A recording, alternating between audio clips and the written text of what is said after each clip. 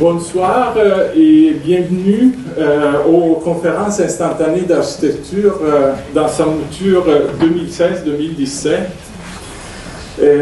On a la chance d'avoir cette année une ouverture assez intéressante et on a pensé à une différence dans les types de conférences. Et vous voyez qu'on commence avec un débat sur un sujet. Je remercie en premier le Musée de la Civilisation pour nous accueillir dans ses locaux et les partenaires de la ville de Québec qui sont toujours à notre côté dans plusieurs activités, parmi lesquelles les conférences d'architecture. Cette année, on a une nouveauté et en effet, tel qu'on avait annoncé, il y a un partenariat qui a été signé avec Trinco pour des conférences BEST. Donc c'est une entente qui nous permet de viser un peu plus haut et une plus grande qualité dans les conférences, donc avec la possibilité d'inviter plusieurs conférenciers étrangers. Et on salue aussi le partenariat avec Collectif, qui est partenaire de diffusion, mais qui nous a beaucoup aidé à recueillir du financement lors du tournoi des architectes. Et donc, ces sous-là, ils vont servir aux conférences et à d'autres activités de l'école. Donc, on a parlé d'une large éventail de conférenciers. Et en effet, ce soir, on va débuter par la présentation et la discussion autour d'un livre d'architecture que Nicolas Roquet et Jacques Plante ont accouché il y a déjà quelques mois. Et on a des invités pour discuter justement sur le thème des musées. Donc, on a Philippe Lupien, qui est directeur de l'école de design d'environnement à l'UQAM, Michel Côté, ancien directeur du Musée de la Civilisation, Anne Barrière, qui est architecte et chargée de cours, et Jack White, qui va être le modérateur pour ce soir. Dans les autres conférences, on va avoir des invités différenciés. Donc, la deuxième conférence, ça va être celle de Marc Malinowski, qui est ingénieur, donc même ce sujet de la construction et de la façon de faire tenir les choses, qui va nous parler des structures tendues et du rapport avec les architectes. On a des chercheurs au mois d'octobre, Lisbeth Arbo et Peter Emerson, qui sont norvégiens et qui travaillent en partenariat avec le groupe Habitat et Culture sur les projets dans le Nord. On va avoir l'opportunité aussi de voir Chevalier Morales qui vient nous parler du projet de la Maison de la Littérature. Et là, on va parler de construction, le rapport entre concours, construction, etc. Et cette année aussi, on est attentif à ce qui se passe autour de nous. Je ne sais pas si vous l'avez vu passer, mais il y a un numéro de Canadian Architect dans lequel un jury sélectionne les talents émergents au Canada. Et on a pris l'occasion pour inviter 3 jeunes firmes à nous parler de leur travail. Ces 3 jeunes firmes québécoises installées à Montréal et parmi lesquelles 2 sont d'anciens étudiants de notre école, donc Appareil Architecture, Microclimat et Pelletier de Fontenay. Et en dernier, au mois de novembre, 17 novembre, il va y avoir la conférence de Pedro Ressano Garcia. Donc, je vais laisser la parole à Jack White pour démarrer la conférence. Merci beaucoup, Gianpiero. Alors, petit changement de programme, comme vous voyez, vous devinez bien, d'après ce que Jean-Pierre vient de dire aussi, on avait un conférencier invité, vous en avez 4 pour le même prix. Donc, il y aura 4 présentations qui seront à peu près de la même durée et qui vont être suivies d'une table ronde parce que le sujet des musées soulève de belles questions et mérite certainement un croisement de plusieurs regards et un débat. Ça ne se passe pas sûrement sur la scène, hein. J'ai apporté avec moi mon livre précieux parmi une collection de 3, devinez lesquels sont les 2 autres. Et ça se passe aussi donc dans le livre et à l'exposition qui est à l'extérieur aussi dans la halle d'entrée du musée, que je vous invite à aller voir pour ceux qui ne l'avaient pas vu. C'est intéressant parce que le livre, avec les essais, la manière dont il a été composé, avec des projets, apporte des questions à travers les projets ou apporte déjà des réponses et soulève aussi des questions d'une manière théorique, peut-être d'une manière un peu plus, je dirais, liée à la pensée qu'au projet, sur le projet. Fait que le croisement de tout ça nous permettra, je pense, d'avoir des belles discussions. Si le titre du livre est plutôt neutre, hein, Architecture d'exposition Québec, on voit la portée géographique et le sujet. Le titre qui a été proposé par Nicolas Roquette, la conférence, cette rencontre est plutôt engageant, et je dirais même provocateur, sculpture, salon ou shed. On va en savoir un peu plus dans quelques instants. Fait que le sujet, bien sûr, invite un regard critique, mais sur le passé, sur le présent et sur l'avenir des musées, mais aussi sur les rapports entre le contenu, le contenant et son environnement, et sur ce qui lie aussi ou associe les artefacts, l'architecture et les personnes. Beau sujet de discussion déjà. Et ça pose en même temps quelques questions fondamentales, un peu plus spécifiques sur le musée, qui était au départ un lieu de conservation. Conserver, ça va de soi, mais encore, qu'est-ce qu'on y fait? À quoi sert d'exposer? Comment exposer? Qui font les visiteurs dans un musée? Mais sont-ils seulement des visiteurs? Quel rôle pour l'architecture à travers cet environnement qui est créé entre artefacts et personnes et environnement? Et quelles sont les qualités qu'on cherche aussi pour cette architecture? Est-ce que c'est une qualité plutôt neutre, c'est-à-dire une boîte blanche ou une boîte noire? Est-ce que l'architecture devrait être spectaculaire? Est-ce qu'elle devrait être pérenne ou plutôt adaptable? Alors, la parole ira d'abord à nos invités, individuellement et ensuite collectivement. Ensuite, à la fin, vous aurez aussi une chance de vous exprimer à l'auditoire, puis on espère que ça va continuer à l'extérieur et après la conférence. Donc, très rapidement, je vais vous présenter les 4 conférenciers, rapidement, parce que vu qu'il y en a 4, il ne faut pas que ce soit 4 fois plus long. Fait que permettez-moi chacun d'être un peu bref, je l'espère. Donc, Nicolas Roquette, à votre droite, qui est co-auteur du livre avec Jacques Plante, comme vous le savez, est architecte et professeur à l'Université de Montréal et à l'École d'architecture. Et il navigue entre conservation, réhabilitation, contemporanéité, histoire de l'art, architecture, aménagement. Bref, ça en couvre assez large. Donc, il y a des implications soutenues en matière de documentation aussi, de préservation du patrimoine bâti. Il est récipiendaire de nombreuses bourses et reconnaissances pour ses activités académiques et professionnelles. C'est juste le quart de ce que j'aurais pu dire. Anne Vallière, juste à sa droite, donc architecte et chargée de cours à l'École d'architecture de l'Université Laval. Elle a travaillé avec Andrea Bruno, notamment au Château de Rivoli dans le Piémont, et le Musée technique Conservatoire des Arts et Métiers à Paris. C'est bizarre, merci. Bien bon, je dirais qu'elle est imprégnée de patrimoine, donc pour le documenter, pour en guider les transformations et pour le construire. Et on avait déjà fait un petit concours, hein, où à un moment donné, on avait un titre qui s'appelait Projeter le patrimoine. C'est devenu un ajout manifeste, puis des gens ont dit c'est quoi ce projeter le patrimoine? C'est construire un peu le patrimoine de demain. Fait que je pense que Anne travaille un peu dans ce domaine-là. Je peux me permettre une interprétation de son travail. Donc, elle produit autant au Québec qu'en Italie. Elle est lauréate du concours des Luneaux des Palais à Québec, sur lequel on pourrait s'entretenir longtemps. Veux-tu en parler? Peut-être. Avec Bélanger Beauchemin. Et un musée qui est assez intéressant parce qu'il a laissé une trace archéologique sans jamais exister. Philippe Lupien. Les architectes savent qu'il ne fait pas que visite libre. Mais les étudiants, maintenant, je leur parle à la télé, mais ils n'écoutent plus, ils sont toujours sur Internet. Peut-être qu'ils n'ont pas vu, je ne sais pas. Il est architecte et architecte paysagiste, c'est un vrai touche-à-tout. Il enseigne à l'Université de Montréal, enseigne à McGill, à l'UQAM, où il est professeur actuellement. Et son approche, elle est pluridisciplinaire. C'est un des pionniers au Québec de l'approche pluridisciplinaire. Chez un consultant, je me souviens bien, et maintenant, depuis quand même 2007, Lupien et Matteau, qui travaillent à toutes sortes de projets. Je qualifierais peut-être pour caricaturer l'approche de Philippe de scénographique, muséographique aussi un peu au projet. Il fait des expositions partout, incluant de très belles expositions au Musée de la Civilisation, ça continue ailleurs. Il est un des rares récipiendaires donc, du prix de Rome, un par année, c'est quand même pas riche.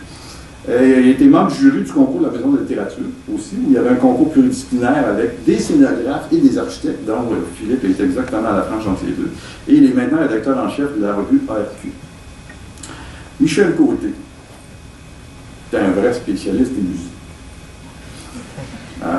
Pas seulement associé au Musée de la Civilisation du Québec. Moi, j'ai toujours dire qu'il est un petit peu le musée. Le musée, c'est un peu lui aussi, je peux me permettre. Et dès l'ouverture, il a été impliqué dans l'équipe de direction. Je me souviens, j'étais à l'époque stagiaire, ça ne me rajeunit pas, mais j'ai été stagiaire avant vous sur le Musée de la Civilisation. Et je me souviens que vous parliez d'un musée à fréquenter. Et c'est un concept qui est resté, plutôt qu'un musée à visiter, c'est un musée à fréquenter. Et ses activités rayonnent largement et très loin. Il a été directeur des expositions et des relations internationales au musée, président de la Société des musées québécois, du Conseil international des musées du Canada, a siégé au Conseil international des musées à Paris. Et il est passé de Québec à Lyon de 1999 à 2010, où il a été directeur et, je dirais, instigateur presque du musée des Confluences à Lyon. En 2005, on est allé avec Andreski, qui était en assistance avec des étudiants, au dévoilement des résultats du concours. Et il a été conseiller scientifique aussi au MUSEM, et il est de retour maintenant au Musée de la Civilisation de Québec.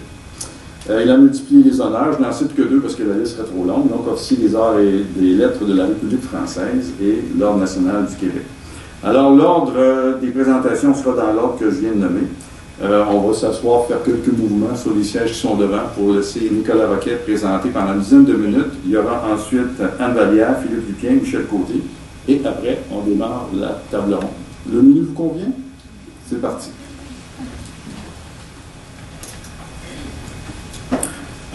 Merci Jacques, bonsoir à tous. Je voudrais en fait vous remercier de votre présence nombreuse, c'est vraiment encourageant, et vous remercier aussi de vous prêter à cette expérience ou ce jeu qu'on tente ce soir, en fait l'expérience de tenir une conversation plutôt qu'une conférence.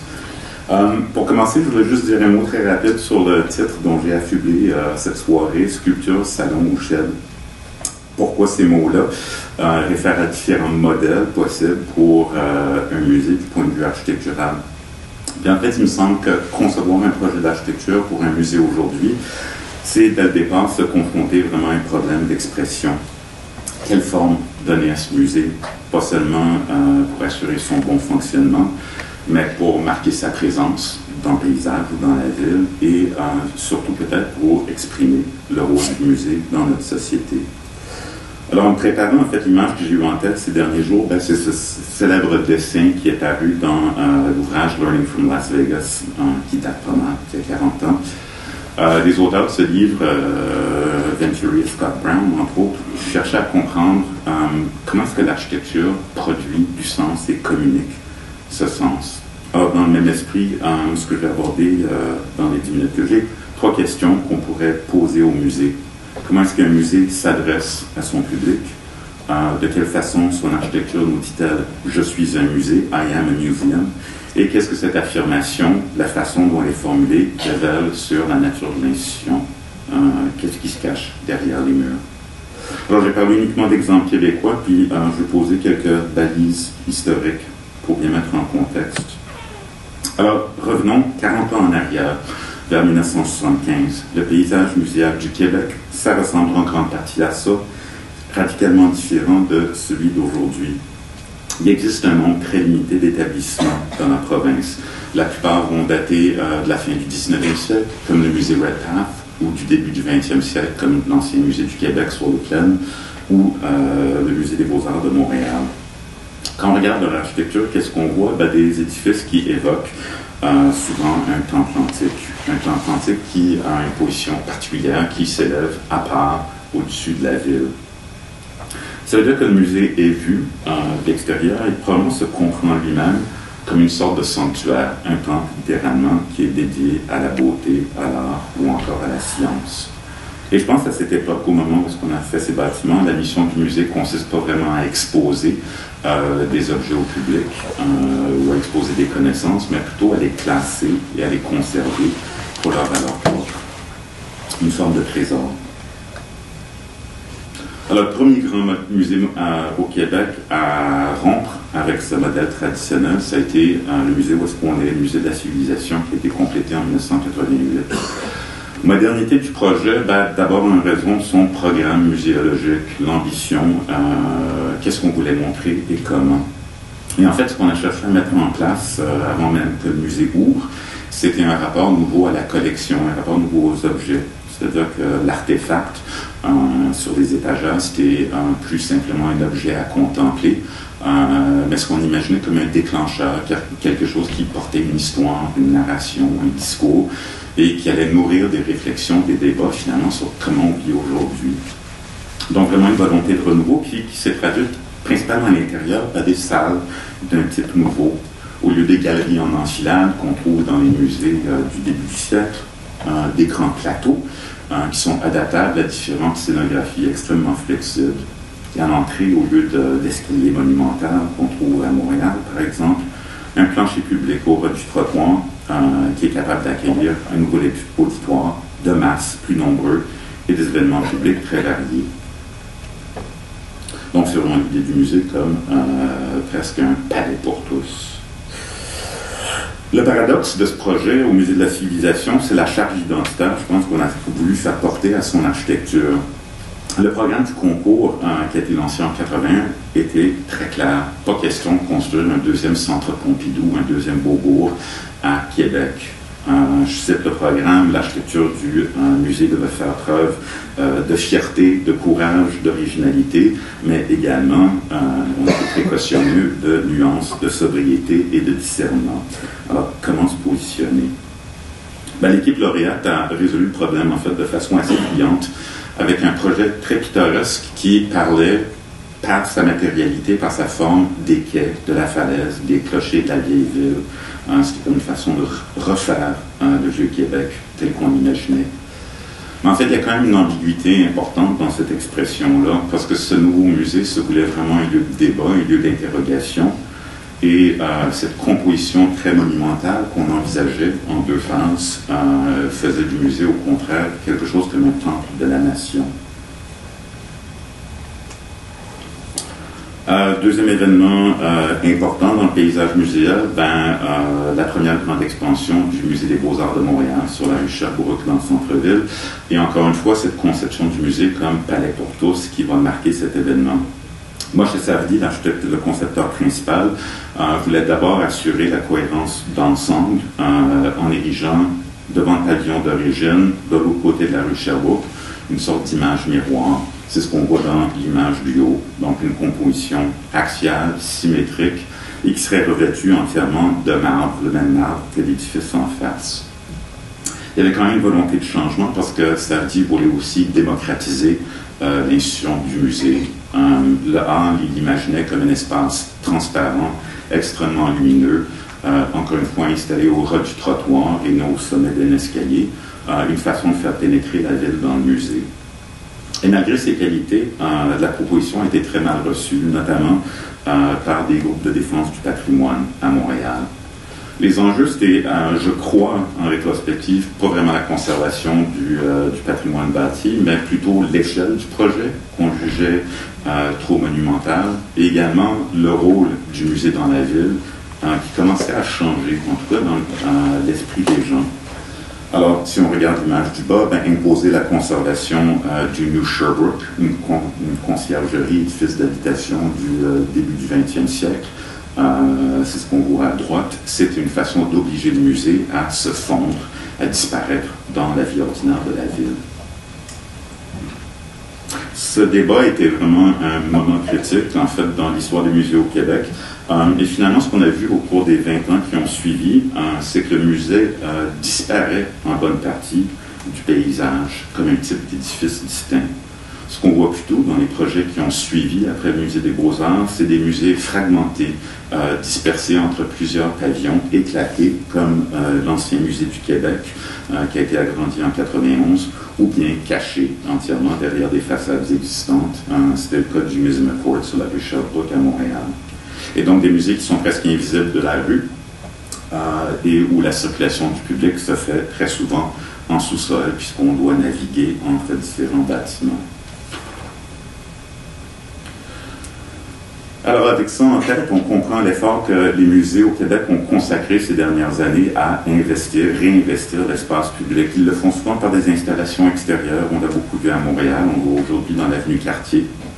Ou encore à utiliser l'architecture comme une sorte d'image de marque. Un très beau cas pour parler de ça, c'est le pavillon Bourgine au Musée des Beaux-Arts de Montréal.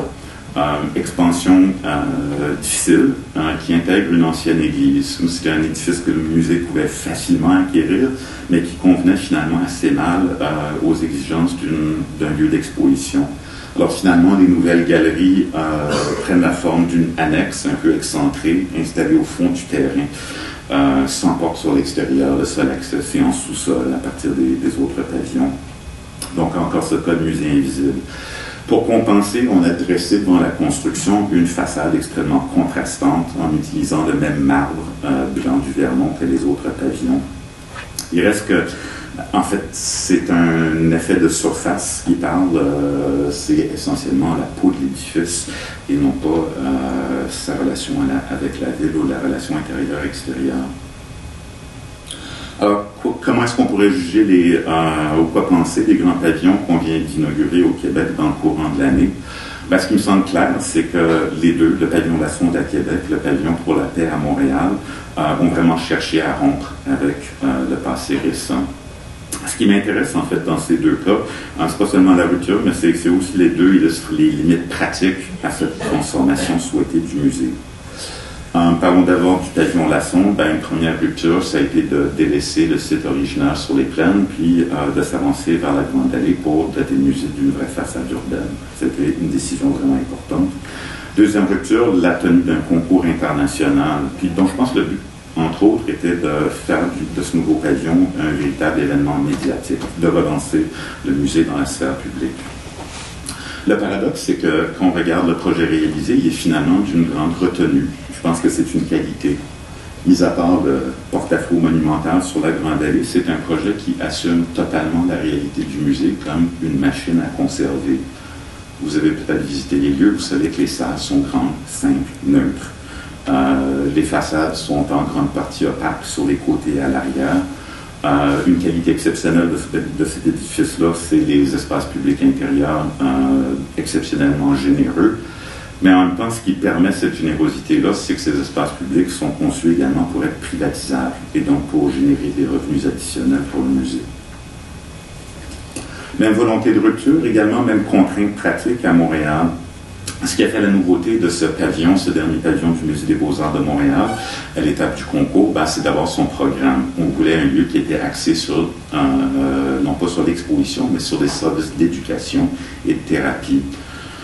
Deuxième nouveauté, la volonté d'une ouverture radicale sur la ville au moyen d'une façade qui serait presque entièrement transparente et qui mettrait à l'avant-plan les visiteurs ou, comme dirais-je, les fréquentateurs du musée.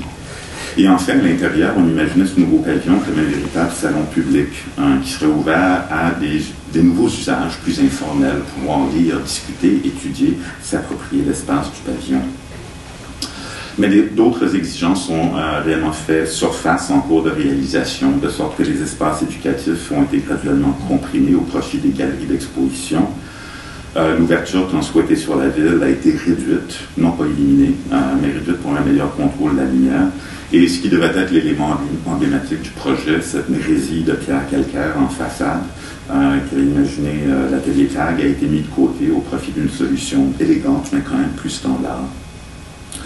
Alors, comment pour le portrait d'ensemble, je crois qu'effectivement, oui, le musée au Québec est en voie de se réinventer, et notamment par ce travail sur son architecture. Mais je crois que ce serait une transformation difficile, parce que la réalité, à mon sens, c'est que cette transformation se fait en période de crise pour les musées. Crise de l'espace, les réserves craquent de partout, crise du financement, parce que le soutien public décline continuellement depuis 20 ans. Et enfin, une certaine crise d'identité. Un musée aujourd'hui, ça fait quoi? Ça sert à quoi? Il y a des pistes qui sont lancées, mais la réponse ne me semble pas encore claire. Merci.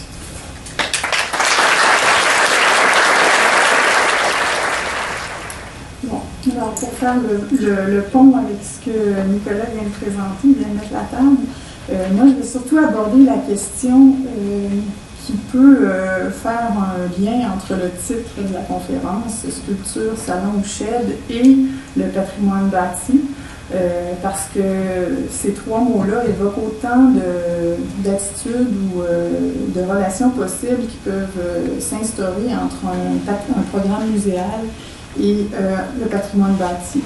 Donc, la première image ici représente le Louvre. Évidemment, ce n'est pas un lieu qui a été construit comme un musée à l'origine, c'était une résidence pour les rois, mais les rois avaient beaucoup de choses à présenter à leurs visiteurs et à leur cour, donc il y avait une certaine idée de la représentation et du pouvoir qui transparaissait dans ces lieux-là. C'est devenu un musée depuis plusieurs siècles et même un musée comme ça a besoin de se transformer pour s'adapter à toutes sortes de nouveaux besoins. Donc la fonction muséale, même quand elle est présente dans un lieu depuis très longtemps et qu'elle y demeure, a besoin de s'adapter à des nouveaux besoins. Et il arrive aussi que la fonction muséale investisse un lieu physique qui est déjà existant. Et ça, c'est souvent une tendance parce qu'on cherche des fonctions pour occuper le patrimoine bâti. Alors, il y a toujours cette quête-là de trouver une bonne fonction pour un bâtiment existant. Alors, souvent, on va faire 1 + 1 = 2, on va mettre les deux choses ensemble, mais ce n'est pas toujours une bonne idée. Alors, ça dépend vraiment comment les qualités à la fois de l'espace construit et le type de programme muséal qu'on veut insérer dans un bâtiment déjà existant peuvent être conciliés. Alors, l'idée, Nicolas l'a évoqué, la fonction des musées a beaucoup changé. À l'origine, c'était des bâtiments qui étaient davantage conçus pour conserver, pour mettre les collections à l'abri. Pour le patrimoine bâti, tout immeuble, quel qu'il soit, a toujours besoin d'être entretenu, rénové, transformé. Alors, on voit qu'il y a l'idée de conserver, mais à deux échelles différentes.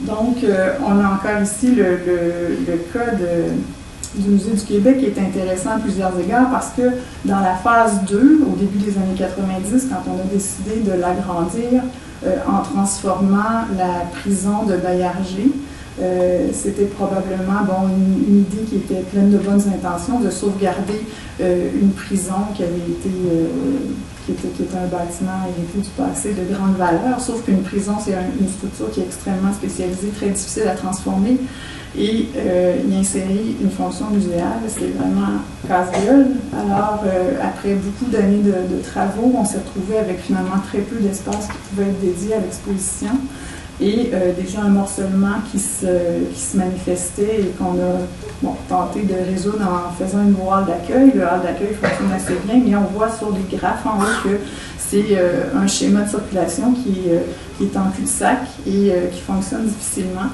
Donc, on peut penser que malgré toutes les belles qualités du nouveau pavillon Pierre Lassonde, on n'a pas du tout abordé ce problème-là avec l'agrandissement du musée et que peut-être que le pavillon d'origine va devenir une espèce d'entrepôt à la longue parce qu'on a besoin de parcourir 250 mètres entre la nouvelle porte qui est située sur la Grande Allée et la dernière salle d'exposition. Alors, 250 mètres aller-retour, ça fait un demi-kilomètre.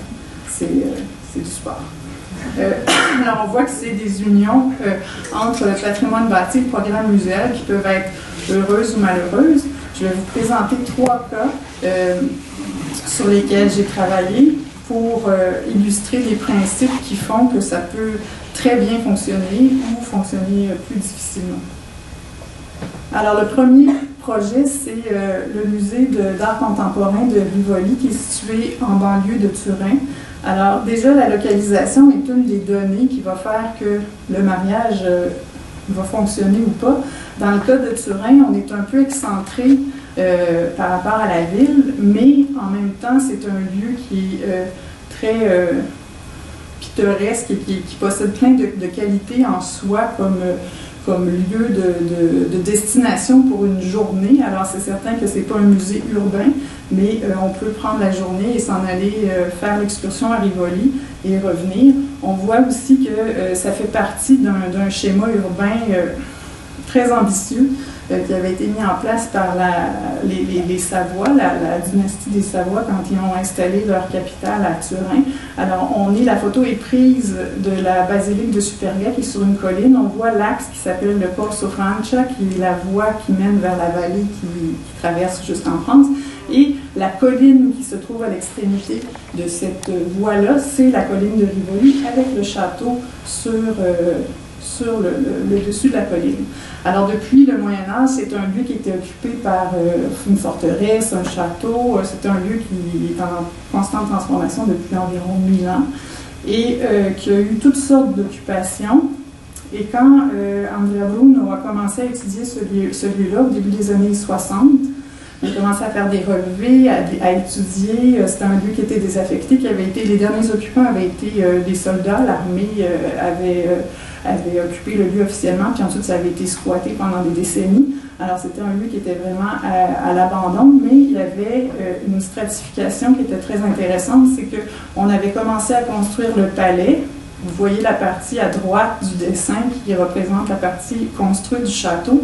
On avait manqué de fonds parce que vous avez vu le projet urbain très ambitieux que les rois avaient mis en place tout autour de Turin. Donc, on avait dû interrompre la construction quand on était rendu à la moitié. Donc, ce qui devait être le hall d'accueil, le hall monumental du château, n'a jamais été construit. Et il restait une structure très étrange aussi qui était à l'origine une pinacothèque, donc vraiment l'archétype de la galerie d'exposition, une galerie qui mesure 7 mètres de large par 140 mètres de long. Andrea Bruno disait toujours à la blague que s'il avait demandé un permis de construction pour faire une chose comme ça, on ne lui aurait jamais donné. Mais c'était une pinacothèque qui existait déjà et les constructeurs, en bâtissant le palais, démolissaient la Manica Lunga, le bâtiment qui est très long, pour utiliser la brique comme remplissage dans les murs. Alors, à mesure que le château se grandissait, l'aile se détruisait. Donc, l'idée qui a orienté la sauvegarde du lieu, c'est vraiment de figer l'état du chantier tel qu'il était et de récupérer tous ces différents types d'espaces-là de la meilleure manière pour remplir les fonctions muséales. Alors, on voit le musée tel qu'il se présente aujourd'hui, avec le château du côté gauche et la Manica Lunga du côté droit. Toutes les circulations verticales, évidemment, n'existaient pas, donc il a beaucoup travaillé sur les circuits, la circulation, la fluidité des parcours dans ce bâtiment-là. Ce qui est arrivé aussi, c'est que il n'existait pas vraiment il y avait des musées d'art contemporain plus à Rome, mais il n'y avait pas un véritable musée d'art contemporain encore en Italie, donc il y a vraiment eu une volonté de tisser des liens très très étroits avec les artistes contemporains. Ce qui est intéressant aussi, c'est que c'est des artistes qui sont vivants, donc ils peuvent aller sur place, aller voir les lieux et imaginer des œuvres d'art aussi qui vont être adaptées à un lieu. C'est certain qu'après ça, les œuvres, on les déplace, mais à l'exposition Ouverture, qui s'est intitulée Ouverture en 1984, plusieurs des artistes avaient vraiment conçu leur œuvre d'art pour qu'elle s'intègre le mieux possible aux qualités spatiales du musée. Alors, on voit des mariages et des relations très, très intéressantes qui se déploient entre l'art contemporain et le patrimoine. Les artistes avaient carte blanche, pouvaient utiliser les planchers, les plafonds, les murs, de toutes les manières, et ça continue. Les expositions sont toujours créées en étroite collaboration avec les artistes. Il y a eu une interruption du chantier pendant une dizaine d'années. Et puis, la deuxième phase s'est réalisée au début des années 90 avec la restauration de la transformation de la Manica Lunga. Alors, vous voyez la photo du haut à gauche avant-après. Donc, c'était vraiment une structure qui avait été très, très modifiée, murée pour tous les usages qui avaient pris place à l'intérieur pendant les années précédentes. Et puis, on l'a transformé en vraiment aussi toujours... en misant toujours sur la relation entre les différentes parties du musée, ce qui est très intéressant. Et ça crée toutes sortes d'espaces extérieurs aussi aujourd'hui qui mettent en valeur tout le paysage de cette colline-là et des Alpes, un paysage typique du Piémont. Le deuxième projet dont je voulais parler, c'est celui du Conservatoire des Arts et Métiers à Paris. Donc, la photo aérienne montre bien le bâtiment. C'est un bâtiment qui ressemble un petit peu à un bâtiment avec des ailes, avec une cour intérieure ici, et l'église ici qui faisait partie du prieuré de Saint-Martin-des-Champs. On a aussi l'ancien prieuré, l'ancien réfectoire qui est devenu la bibliothèque. Donc, le Conservatoire des Arts et Métiers a été fondé en 1794, tout de suite après la Révolution française, et ça a été vraiment un temple qui était dédié à l'avant-garde, à la modernité. Aujourd'hui, les collections regroupent 80 000 objets, 15 000 dessins, c'est vraiment un très, très grand musée. Mais déjà, à l'origine aussi, c'était un espèce de dépôt public pour toutes les inventions techniques qui se faisaient. Et c'était aussi un lieu où on transmettait des savoirs. Donc, on lisait beaucoup sur la démonstration pour transmettre les connaissances. Alors, c'était des grandes galeries où on faisait fonctionner des modèles, on faisait fonctionner les machines, et puis les gens acquéraient des nouvelles connaissances comme ça par rapport à toutes les nouvelles machines, tous les nouveaux outils qui étaient développés pendant l'industrialisation. Pardon.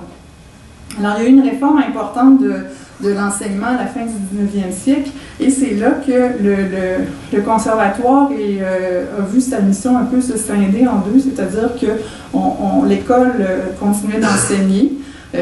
C'est toujours aujourd'hui encore une école où on peut étudier, mais il n'y avait plus de lien entre l'enseignement et les outils, les machines, les modèles.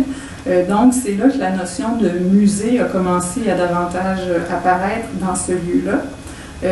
Mais c'est quand même de rester un espèce de temple encore de la technique jusqu'après la Deuxième Guerre mondiale, où après ça, on a vu apparaître toutes sortes de musées spécialisés en cinéma, en photographie, sur les chemins de fer, sur les automobiles. Donc, c'est à partir de ce moment-là que la collection du conservatoire est vraiment apparue davantage comme une collection patrimoniale. Alors ici, on est non seulement dans un bâtiment patrimonial, mais on est également en face d'une collection d'objets qui ont acquis une valeur patrimoniale, et aussi d'une muséographie qui est patrimoniale, parce que toute la manière de conserver ces objets-là est plus celle qui a cours aujourd'hui.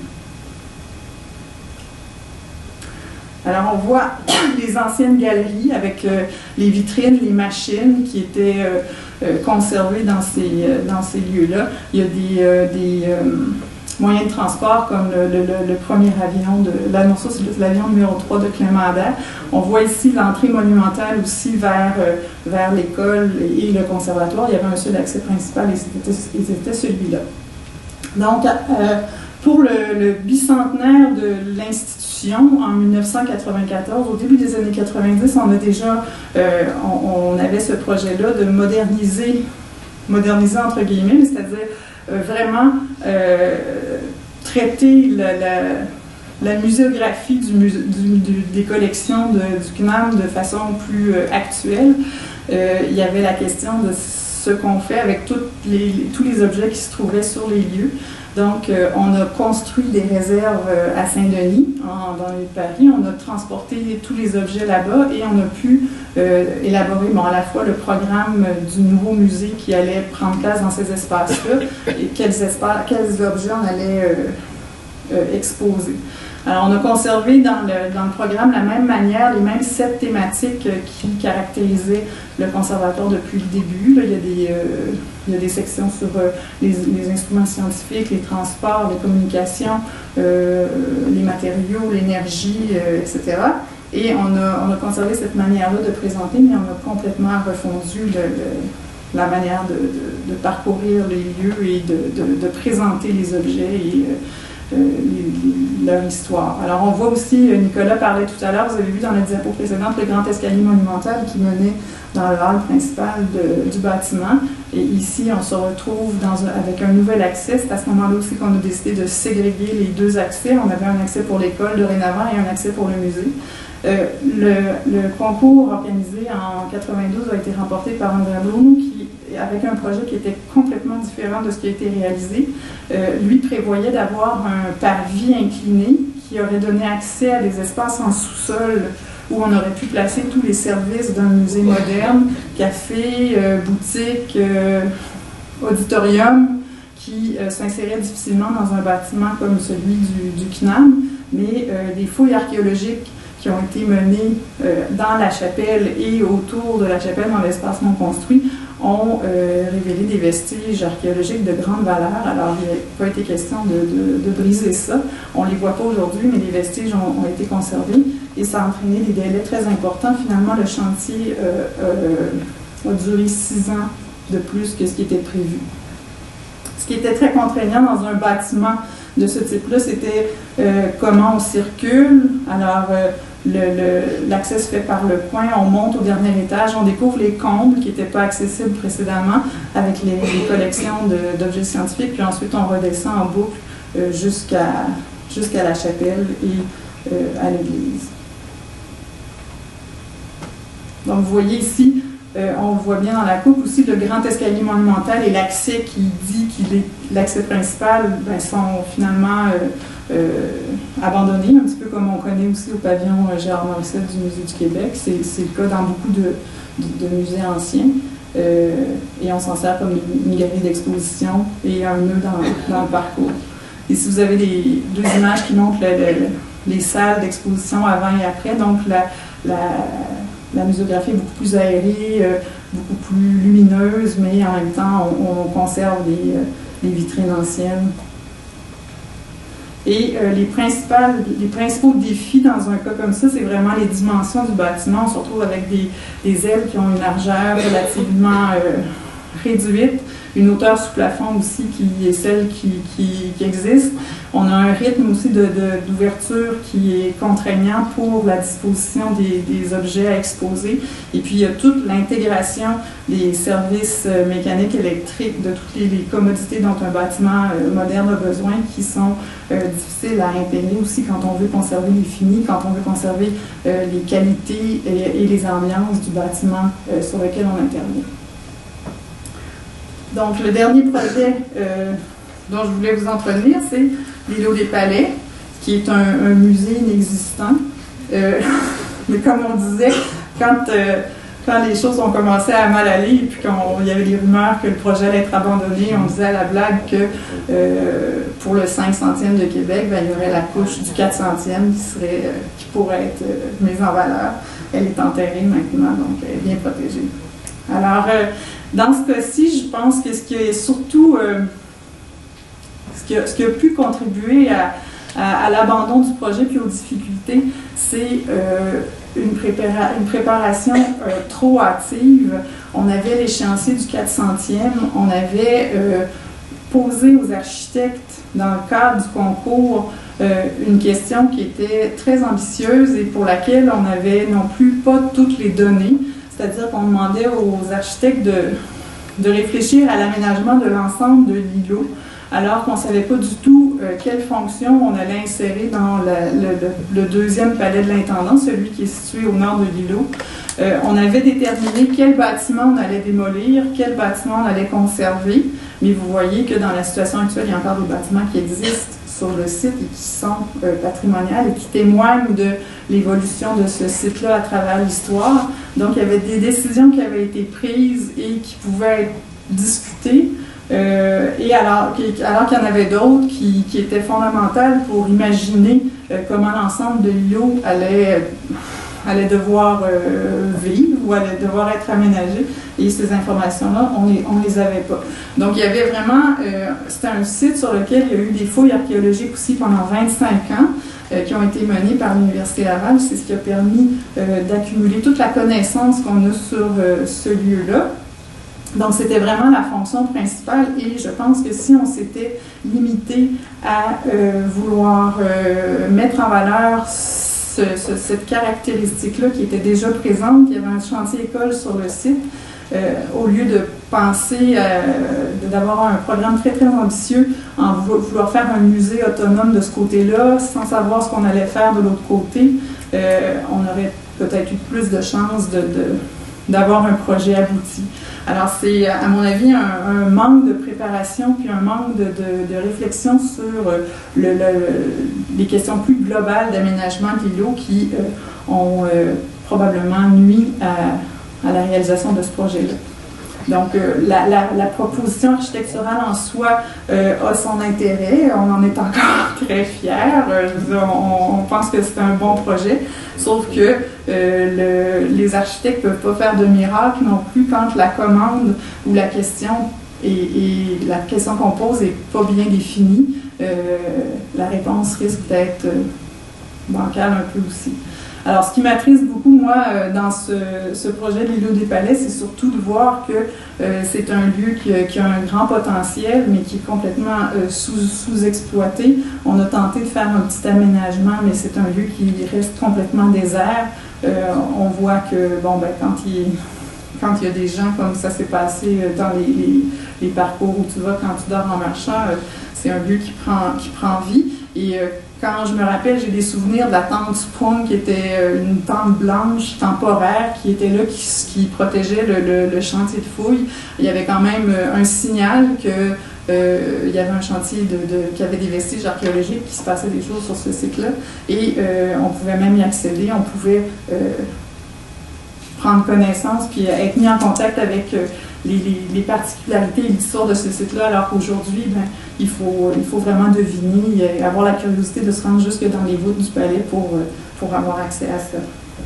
Alors, ce que je voulais faire ressortir avec la présentation de ces trois cas-là, c'est que l'arrimage entre le patrimoine bâti et la fonction muséale contemporaine requiert vraiment à la base une connaissance approfondie du lieu sur lequel on veut intervenir.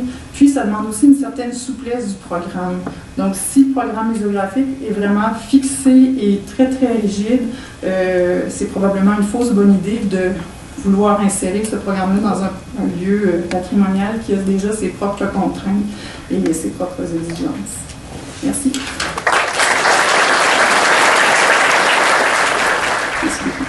Merci, Nicolas. Mais je te rassure, Anne, où es-tu? Nous aussi, les perdants de ce concours, sommes bien désolés. Alors, la présentation que je vais faire va certainement être en rupture avec les deux premières que vous avez vues. Premièrement, elle est un peu dissidente d'emblée parce que la question qui est posée pose évidemment le problème de l'enveloppe, et moi je vais surtout vous permettre de regarder à l'intérieur de ces enveloppes parce que ma pratique des, disons, 21 dernières années avec mon associé nous a permis de travailler à peu près une cinquantaine de reprises dans des institutions muséales de différentes natures, de différents types, géographiquement répartis sur le Québec, une seule où on a franchi le Rubicon Outaouais, là, mais c'est une seule occasion comme ça, c'est une erreur. Mais je vous rassure aussi. Donc, et ce qui est assez intéressant quand on travaille dans le milieu muséal, puis justement on travaille avec le programme dont tu parlais, Anne, on travaille avec le programme muséal. Il y a dans les discussions avec les responsables des musées, puis j'interpelle Michel Côté aussi là-dessus, qui va sûrement rigoler un bon coup, parce que il y a des vieux canons qui ressortent, il y a des préjugés sur la fonction muséale, sur les fonctions muséales qui nous viennent de très très loin en arrière et souvent qui surgissent dans la discussion. Et mon associé et moi avons un jeu, et je vous montre un petit peu notre jeu aujourd'hui. C'est essayer de détecter dans le sous-texte qu'est-ce que les gens des musées de différentes natures ont comme prétexte pour le projet. Mais je commence toujours ces discussions qui touchent à la fonction muséale et qui j'aborde aussi. Évidemment, on ne peut pas aborder le musée sans aborder le patrimoine, nécessairement. Et je demande toujours un petit peu d'aide à Pierre Noran dans des cas comme ça. Je vous recommande la lecture de Lieux de mémoire. L'histoire, je vais la lire parce que vous l'avez peut-être lu, mais je vais la lire avec vous. L'histoire s'écrit désormais sous la pression des mémoires collectives qui cherchent à compenser le déracinement historique du social et l'angoisse de l'avenir par la valorisation d'un passé qui n'était pas jusque-là vécu comme tel. Je vous l'ai lu en anglais aussi. It is when we stop experiencing memory spontaneously from within that we begin to design memory to create its external signs and traces, such as monuments and museums and historic buildings. C'est assez important parce que on ne peut pas faire l'histoire des musées ou comprendre où nous nous situons dans la discussion sur un musée sans comprendre l'évolution de la société et les besoins typiques de la société qui produit la commande du musée. L'image au-dessus, c'est la Révolution française. La Révolution française n'a pas inventé les musées, ni les monuments, ni le patrimoine, mais a permis une grande accélération parce qu'il y avait urgence. Donc, il a permis une grande accélération des débats. Et quand on s'intéresse à la Révolution française et à ce qui a suivi, dans les 50 années qui ont suivi, il y a eu énormément de discussions, mais même dans les quelques années qui ont suivi la Révolution française, il y a eu énormément de discussions sur la notion de monument, la notion de patrimoine et la notion de conserver et d'exposer. Et la raison est bien simple, évidemment, parce que le clergé, évidemment, a été rudement éprouvé, la noblesse a été rudement éprouvée, les immigrants ont été aussi rudement éprouvés lors de la Révolution française. Et ce qu'on appelle les miracula, donc les possessions de l'Église, les mirabilia, les objets d'information, des objets de curiosité, les œuvres d'art, des objets scientifiques aussi, et les regalia, qui étaient les possessions des nobles, ont été dispersés rapidement suite à la Révolution. Et donc, ça, évidemment, il y a eu deux mouvements là, qui se sont opposés, je dirais. Ceux qui disaient faisons disparaître ces symboles de ce que nous rejetons ensemble. Et puis il y a eu ceux qui ont dit non, il faut les faire appartenir à un bien commun. Alors, c'est ces derniers qui ont finalement gagné la partie.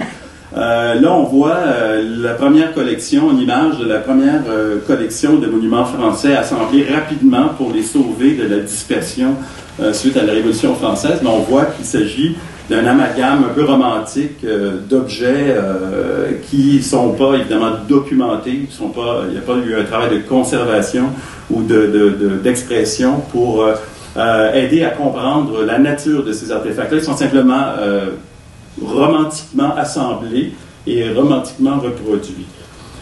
Ça nous amène évidemment à la sensibilité qui n'était pas nouvelle à l'époque, qui nous vient un peu du siècle des Lumières, mais qui datait même de l'Empire romain, parce qu'on sait par des écrits que sur le forum, si ma mémoire est bonne, c'est dans le temple de Saturne, on avait accumulé un certain nombre d'artefacts durant l'Empire romain, des artefacts comme d'ailleurs un squelette de dinosaure, qu'on pensait être un squelette de dragon à l'époque, et évidemment des artefacts du temple de Salomon qui font évidemment la joie de Steven Spielberg dans ses films, de les retracer, parce que c'est les seules images qu'on en a gardées. Et évidemment, ça nous amène à la notion du cabinet de curiosité. Alors là, je vous amène dans mes discussions, mon petit jeu. Ça, c'est mon petit jeu. Quand on discute avec les gens qui nous parlent de leur projet de musée ou d'exposition, souvent on entend les termes un peu qui nous amènent à l'idée de collection. Alors ça, c'est les cabinets de curiosité. Il faut comprendre, je vous montre des intérieurs, il faut comprendre que je ne vous montre pas des extérieurs parce que je veux que vous imaginiez ces extérieurs, qu'un programme comme ça peut produire. Une chambre, un cabinet, ça peut être un objet, un meuble ou une chambre, qui regroupe des objets et dont le but est de créer une collection. La collection reflète davantage la nature du collectionneur ou l'identité du collectionneur que la véritable volonté de montrer l'artefact comme tel. Donc c'est une collection qui, parce qu'elle n'est pas unique, c'est pas un objet unique qui serait peut-être, dont la possession rendrait les gens un petit peu suspects. Puis j'attire votre attention sur le cabinet de Star Wars où des fois posséder un masque de Star Wars est plus inquiétant que d'en posséder une centaine, parce que là on devient un spécialiste, finalement on devient un exégète du mouvement. Donc le cabinet de curiosité, c'est une certaine façon de se donner une certaine crédibilité, mais d'assembler. Et ça va concurremment avec la notion aussi de taxonomie, c'est-à-dire que le siècle des Lumières aussi commence par les voyages qu'on fait partout à travers le monde, commence à vouloir introduire la notion de nommer les choses et de les regrouper par génus ou par espèce. Donc, essayer de comprendre d'essayer de prévoir, d'extrapoler les comportements, par exemple les propriétés des choses par leur ressemblance avec d'autres. Et là, tranquillement, cette idée-là germe, et vous avez vu tout à l'heure, donc il n'y a pas de scoop, vous avez vu l'extérieur du Redpath Museum, voici l'intérieur du Redpath Museum qui représente à peu près cette sensibilité. Oui. Donc, il y a ensuite, ce qui est intéressant de l'évolution, de la prochaine évolution, c'est l'idée que l'objet doit être contextualisé. Évidemment, dans les cabinets de curiosité, on ne peut pas montrer des poissons, on ne peut pas montrer des animaux vivants, on ne peut pas montrer des choses qui périssent rapidement. Et là, tranquillement vient l'idée de montrer ces objets-là, ces objets-là, et de les montrer dans leur contexte. Évidemment, le contexte est un petit peu idéalisé. Vous avez en haut à gauche et en bas à gauche l'image typique du musée d'histoire naturelle de New York, qui est assez célèbre. Et à droite, un très très beau projet qui a été réalisé par Chemetov et Huidobro. C'est la galerie de l'évolution du Jardin des Plantes à Paris. Le projet à droite est très récent, donc il date de la fin du 20e siècle, tandis que le projet à gauche date d'une centaine d'années.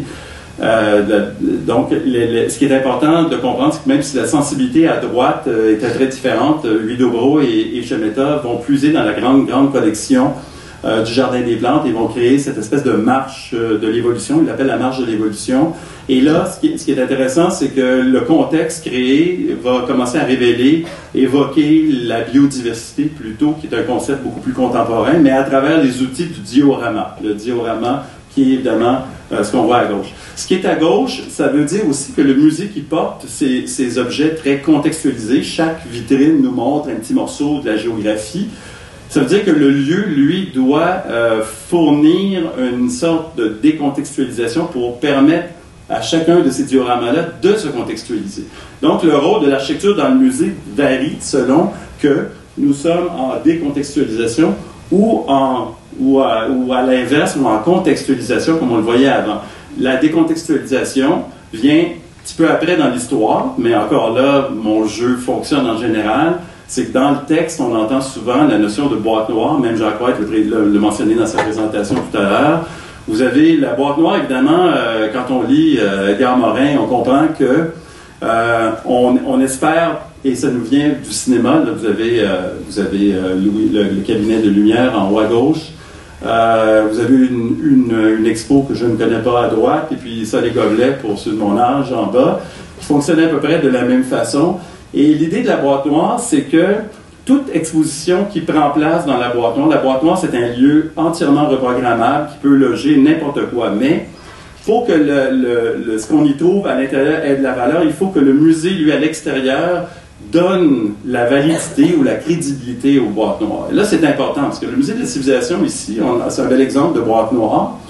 Les lieux sont très accueillants et non seulement peuvent, mais doivent accueillir des expositions de partout à travers le monde et des expositions qui varient constamment, mais la garantie la garantie de qualité est offerte par le bâtiment. Donc la coquille, dans ce cas-là, doit être crédible et doit assurer la validité de perception de ce qu'on va y trouver à l'intérieur. Alors ça, vous voyez que de ce qu'on voyait avant par rapport à celui-là, le rôle architectural est totalement opposé.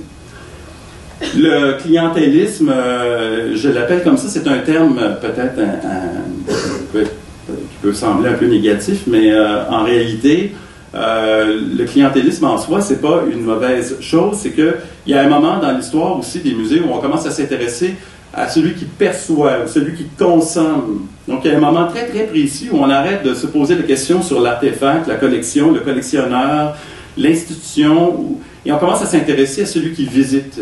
Et celui qui visite, il y a plusieurs modes. Alors, si vous parlez à des chercheurs, il y en a qui sont allés voir une conférence, puis on leur a dit qu'il y avait 7 types d'intelligence. Il y en a qui disent qu'il y en a 4, il y en a qui disent qu'il y en a 11.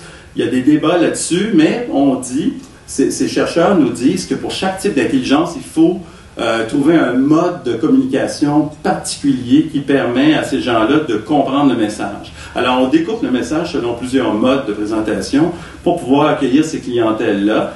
Clientèle, ça veut dire aussi parfois que ça peut être des parents avec des enfants, ça peut être un groupe scolaire, et aussi chaque individu a une personnalité multiple, c'est-à-dire que la même personne qui va visiter avec ses parents ou avec un groupe scolaire va comprendre différemment l'exposition. Ce qui est assez intéressant, c'est que c'est pas nouveau parce que les chapelles fonctionnaient comme ça. Là, je vous montre la chapelle Chigi de l'église Santa Maria del Popolo à Rome. Et j'aurais pu monter n'importe quelle chapelle romaine du baroque, en fait, qui est une accumulation entre la Renaissance et le baroque.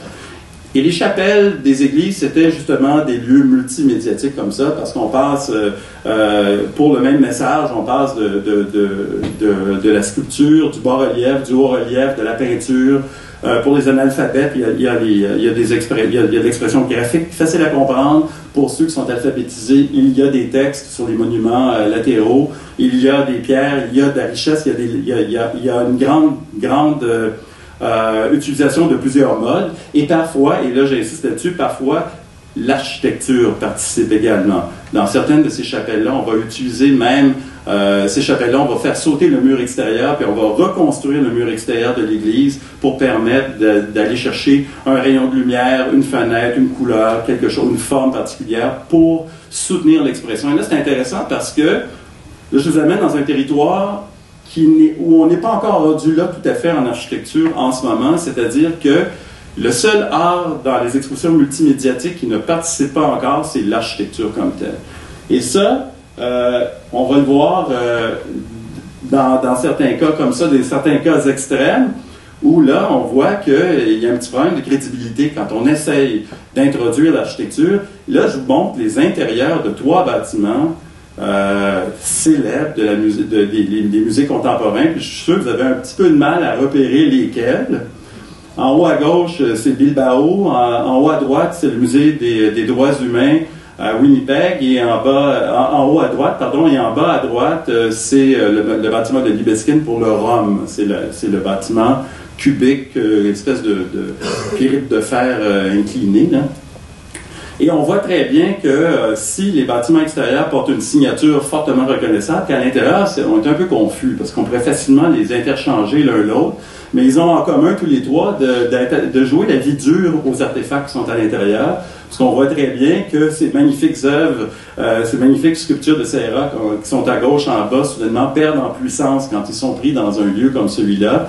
Et un dinosaure aussi, le dinosaure à droite, les 2 dinosaures à droite, sont obligés de faire des acrobaties pour essayer de loger dans ce lieu.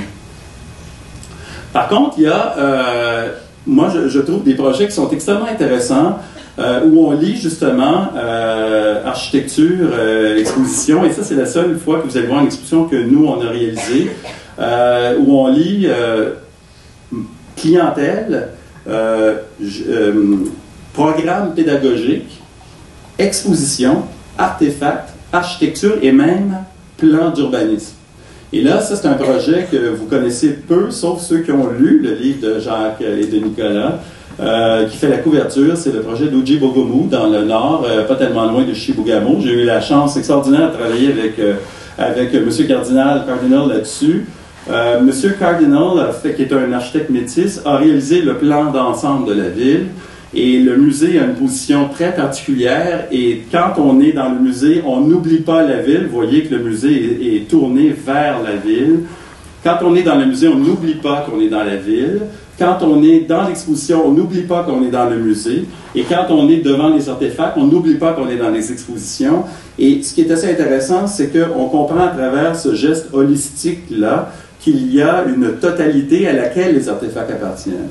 Et dans un cas comme ça, la raison pour laquelle je l'ai appelé le musée missionnaire, c'est que la raison pour laquelle ça fonctionne, c'est qu'il y avait derrière ça comme on l'a vu à la Révolution française, une urgence.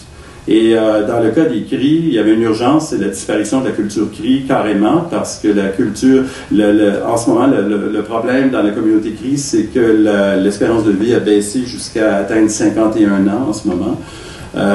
Donc, il est parti de 75 ans à 51 ans, l'espace de 2 décennies. Et il y a des religions assez intégristes d'origine chrétienne qui occupent les lieux et qui forcent la disparition des artefacts comme étant des objets païens. Alors, les artefacts ont disparu, ont été brûlés, alors, pendant que tous nous autres, ici, avions les yeux rivés sur les immenses Bouddhas qui ont disparu, qui ont été dynamités en Afghanistan. Il se passait la même chose, cette espèce je dirais pas un génocide mais culturel, mais il y avait cette grande disparition-là, un peu comme on a vu à la Révolution française. Donc, il y avait sentiment d'urgence chez les CRI, et l'idée de retisser les liens et de donner un sens aux objets, lieux, architecture, ville, était au centre de cette démarche. Alors voilà, c'est ce que je voulais mettre dans le débat, c'est ce que je voulais apporter à la discussion aujourd'hui, et je passe maintenant la parole à Michel.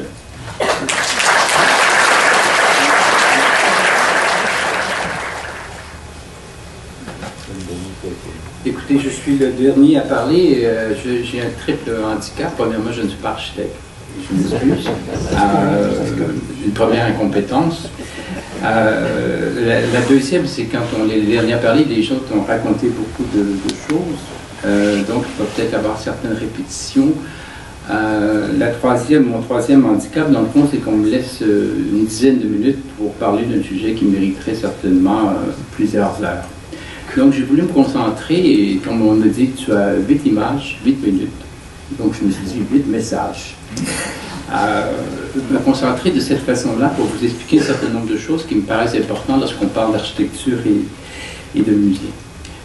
Effectivement, M. Roquet, les musées sont en crise, on pourra revenir sur cette question-là, c'est vrai, mais en même temps, ils sont en plein développement. Partout à travers le monde, en Asie, on les compte par centaines, les musées qui se construisent à l'heure actuelle. J'en ai dénombré aux États-Unis une cinquantaine de projets comme ça, rapidement, qui sont en cours à l'heure actuelle. Tout simplement parce que le réseau des musées est un des derniers réseaux à se développer. Dans une société, lorsqu'on construit, qu'on progresse, on commence par faire des routes, on fait des hôpitaux, on fait des écoles. La culture vient après. Et même dans la culture, on fait des salles de spectacle, on fait des bibliothèques. Et c'est vrai que les musées ont été souvent considérés comme un des derniers réseaux. Et quand on arrive à la fin, il ne reste plus beaucoup d'argent. Et donc, il y a un goût maintenant, un appétit pour les musées, il y a un véritable besoin. On le voit partout dans le monde. Et c'est une réalité récente, et donc en progression, en plein développement. Mais c'est vrai aussi en certaines difficultés. La première chose qu'on doit constater, dans le fond, dans cette évolution récente, c'est que la question des patrimoines a complètement évolué. On a complètement changé. On s'imagine souvent un musée comme étant d'abord un musée d'art.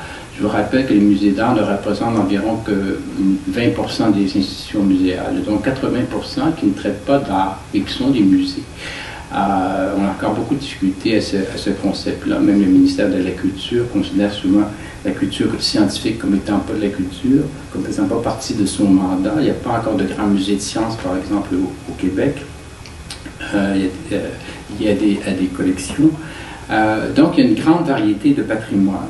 Il y a le patrimoine artistique, mais aussi un patrimoine historique, archéologique, scientifique et technique. Et que chaque patrimoine nécessite un type de présentation un peu différent et un contexte un peu différent.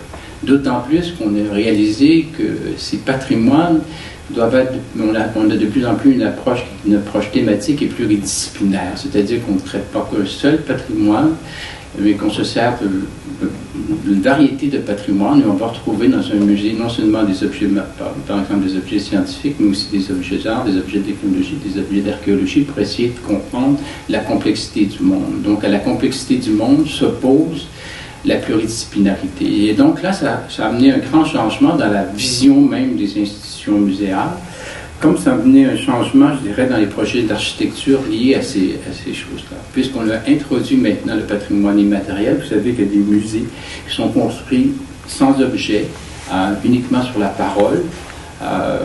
Bientôt, au Musée de la Civilisation, d'ailleurs, il y aura une expo sur le Brésil, fait à partir des collections du musée de la personne du Brésil, où il n'y a pas d'objet. Tout ce qu'il y a, c'est des témoignages de Brésiliens qui racontent un peu leur histoire. Donc, on voit bien qu'il y a un changement de patrimoine, et je pense que c'est une chose qu'il faut qu'on aborde. La deuxième chose qu'il faut aborder, et on le voit dans l'architecture, on le voit dans l'architecture, ce changement de patrimoine, je l'ai illustré par cette idée de ce musée de Tokyo, excusez-moi, où on a dû faire des salles qui étaient immenses avec des plafonds très élevés, des salles polyvalentes, parce que c'est un musée d'art qui a l'intention de présenter de grandes installations. Souvent dans les musées, on construit encore des musées avec peu de dégagement et certains objets ne rentrent pas. Alors là, on a conçu un musée avec l'intention de présenter de grandes installations contemporaines. Et donc ça, c'est déjà un changement important. Mais on a conçu aussi des musées pour mettre en valeur des lieux patrimoniaux. Alors voici un musée qui vise à rendre compte du patrimoine du paysage, d'une bataille historique qui s'est déroulée en Allemagne. Et donc, bien sûr que la bataille ne se retrouve pas à l'intérieur du musée, c'est le site qui est important. Et donc, le musée sert à interpréter le site et à interpréter le paysage. Donc, on est tout à fait en changement de notion patrimoniale.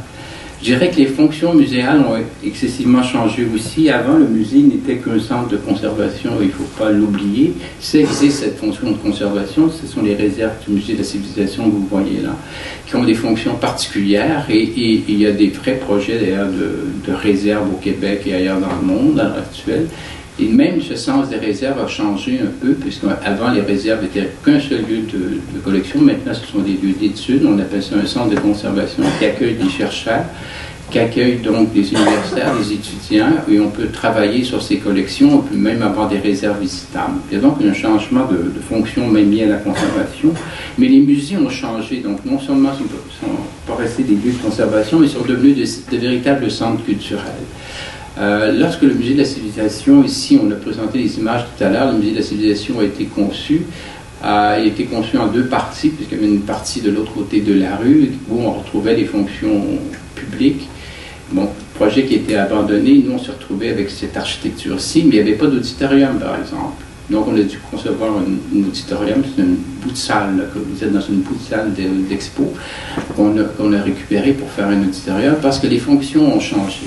Et les musées sont devenus des lieux d'accueil, de conférences, de débats, de cinéma, donc de véritables centres culturels avec des fonctions multiples, d'où un changement dans le programme architectural. Ce n'est pas qu'un lieu de présentation de collection, pas qu'un lieu d'exposition, mais un véritable lieu de vie et une véritable destination. On voudrait que les gens viennent au musée pour devenir un vrai lieu où ils ne viennent pas qu'une fois, mais qu'ils viennent et qu'ils reviennent. Et pour ce faire, pour leur donner des services de restaurant, des services de boutique, mais aussi de développer beaucoup les activités culturelles et les activités pédagogiques. Et ça change complètement dans un musée l'approche muséale, parce que votre fonction a même changé. Et ça, c'est assez donc dans les limites de cet exercice-là. On voit bien qu'il y a des institutions muséales, des institutions culturelles qui sont en train même de pousser les musées dans leur propre définition. Je me réfère à Paris, par exemple, au Métallo, au 104 ou à la Gaîté Lyrique, qui sont devenus des centres où non seulement présentent des expositions d'art contemporain, mais où les gens du quartier peuvent aller pratiquer la danse, où il y a du cinéma, il y a des débats, il y a des ateliers de cuisine, il y a une vie communautaire excessivement forte, et ça devient un véritable centre culturel au sens où Malraux le rêvait il y a déjà plusieurs années. Donc la fonction muséale a changé et ça a entraîné évidemment des changements sur le plan architectural. On va le voir, donc ça, je vais l'illustrer par ce propos. Je reviendrai sur le musée des Confluences. En même temps, c'est sûr que la muséographie s'est enrichie. On n'est plus, et je pense que M. Lupien l'a très bien démontré, on n'est plus que uniquement dans la contemplation, hein, parce qu'en général, dans un musée, on s'imagine qu'on va aller contempler des œuvres. Mais ce n'est pas vrai, on a changé complètement cette muséographie-là, compte tenu du changement de patrimoine, je dirais, des changements de fonction muséale. Et donc le musée, s'il a changé sa muséographie, s'il l'a enrichi, s'il fabrique maintenant, il doit prévoir aussi à l'intérieur, donc les architectes doivent prévoir aussi des lieux de menuiserie, des installations d'électricité, de technologie, etc., pour soutenir cette création. On est comme un opéra on voit toujours la surface, on voit la salle, on oublie qu'en général 5 étages en dessous, où on fabrique des décors, où on peut les monter, où on peut faire des pratiques. Dans un musée comme le musée de la civilisation, vous avez beaucoup d'espaces de ce type-là qui ne sont pas apparents. Et on dit en général dans une nouvelle construction qu'il y a un tiers qui est visible, qui est un tiers de public, mais qu'il y a aussi un tiers de soutien à la fabrication, véritablement, et un tiers pour l'administration et les autres fonctions qui sont pas les fonctions directement de commission. Donc la création d'ateliers de fabrication, de menuiserie, etc. sont excessivement importants. En même temps, c'est vrai, et ça on l'a souligné aussi tout à l'heure, que les publics, la notion des publics pour un architecte, lorsqu'il aborde la question du musée, est fondamentale, parce que vous pouvez faire un musée en ayant une vision de votre public complètement différente. Alors, il y a des musées qui sont destinés uniquement à un public, presque uniquement à un public scolaire. Donc, vous ne le concevrez pas de la même façon. Il y a des publics qui sont réservés pour des publics spécialisés. Le Centre canadien d'architecture ne doit pas sa reconnaissance internationale à sa fréquentation nombreuse, mais plutôt au fait qu'il est un lieu spécialisé qui s'adresse à un public davantage spécialisé. Et c'est très bien qu'il en soit ici, c'est un projet culturel. Mais donc, vous n'allez pas le concevoir de la même façon que si vous avez à concevoir un musée qui a des ambitions de démocratie culturelle, qui a des ambitions d'élargissement des publics, qui a des ambitions de s'adresser à l'ensemble des citoyens, même ceux qui ne fréquentent pas les institutions muséales de façon habituelle. Donc, la notion des publics, votre vision des publics et de votre engagement vers les publics va déterminer aussi votre architecture. Et souvent, effectivement, les projets culturels s'inscrivent dans les lieux. Et c'est vrai que le musée Rivoli demeure pour moi une référence importante. Je reste très attaché à ce lieu. Et on l'a bien vu tout à l'heure, l'engagement et les difficultés de travailler sur un lieu. Mais les lieux ne sont pas des lieux neutres. Même ce musée, qui est le musée des confluences, qui a été perçu, qui a été pensé, il a été pensé dans un lieu, il a été pensé dans une politique de développement urbain. Et c'est vrai que l'ambition de Lyon était de doubler son centre-ville et de regagner un espace qui avait été abandonné derrière la gare, où on retrouvait la prison, la prostitution, et la prostitution à une grande échelle, je vous assure. C'est assez impressionnant. Et donc l'idée était de regagner ce territoire-là et de le redéfinir. Et c'est vrai que choisir même un projet culturel était déjà intéressant. Je remarque que le musée de la civilisation ici a été conçu aussi dans cette perspective-là, parce que ce lieu, ce quartier était un peu abandonné de la côte de la montagne. Et après, le musée de la civilisation a servi à développer aussi le quartier, comme Bilbao a servi à développer un quartier et la ville. Ben, je dirais que le musée des confluences a été pensé de la même façon, c'est-à-dire a servi de modèle à un projet qui s'inscrit dans un modèle de développement urbain où on va retrouver de toute façon les grands architectes, Jacob et McFernan, Deck que vous avez reçu l'année dernière, Ricciotti, ils sont tous là. Jean Nouvel, un projet présentement, et Copimel Blanc. Et nous, on a retenu Copimel Blanc, bien sûr, pas pour l'élément signal, qui était pour nous important dans la ville, mais c'était parce que c'était le projet d'un concours international qui était le projet le plus fonctionnel, qui répondait à des exigences de circulation des publics. Et on a vu tout à l'heure aussi dans les présentations que l'idée de la circulation des publics, elle est fondamentale. Il y avait un très beau projet, le projet que je trouvais le plus élégant, je vous dis, c'était le projet de Stevenol, qui était le plus élégant sur un plan formel, mais qui créait des cul-de-sac avec les publics où les gens devaient aller dans les salles et revenir dans la même salle. Et qui était pensé pour 100 000 visiteurs, alors que nous, on réfléchissait plutôt pour 600 000 visiteurs par année. Et donc, l'idée de l'articulation, de la circulation des publics était fondamentale, et les architectes avaient bien compris cette circulation. Les architectes avaient bien compris que c'était un lieu de création et de production, et donc on avait 7 salles d'exposition qui étaient très variables, et donc tous les lieux de monte-charge et de circulation pour pour les montages et les démontages autonomes de chacune des salles ont été pensés de cette façon-là. Ça a été pensé aussi pour la conservation d'une façon juste et appropriée. Et je vous verrai tout à l'heure qu'il y a d'autres projets qui sont un peu moins. Donc, la question du lieu est aussi fondamentale et c'est vrai qu'il y a des réussites souvent de musées qui ont été utilisés dans des lieux désaffectés. Et souvent, c'est une mauvaise manie d'ailleurs aussi des élus de s'imaginer qu'à chaque fois qu'il y a une usine qui ferme, qu'un hôpital ferme ou qu'une église ferme, on devrait la transformer en musée. Comme si c'était la réponse à tout. Et toutes les villes s'imaginent qu'ils vont recréer Bilbao et qu'ils vont reconnaître le succès de Bilbao. C'est donc un enjeu excessivement important, le lien entre l'architecture et le milieu urbain.